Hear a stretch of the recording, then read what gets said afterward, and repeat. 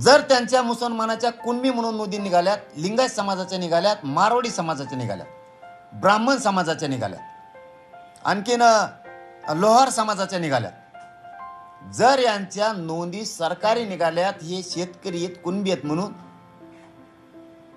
तर मुस्लिमांना सुद्धा ओबीसीतूनच आरक्षण दिलं पाहिजे, त्यांच्यावर सुद्धा अन्याय नाही झाला पाहिजे। जरांगे पाटलांचं असं वक्तव्य बऱ्याच गोष्टी स्पष्ट करून जाते।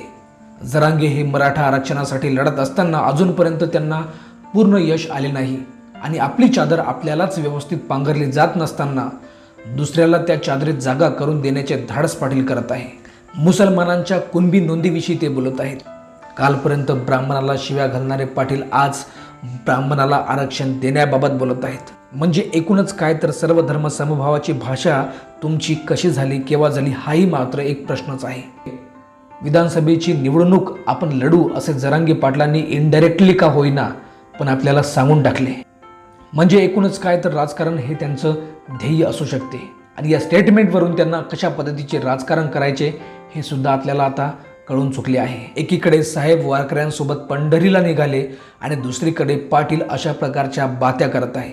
म्हणजे स्क्रिप्टमध्ये लिहून देऊन साहेबांचा डबल गेम समजावा की पाटलाने स्वतःची स्क्रिप्ट तयार केली आणि त्यांना आता वाटायला लागले कभी कभी लगता है कि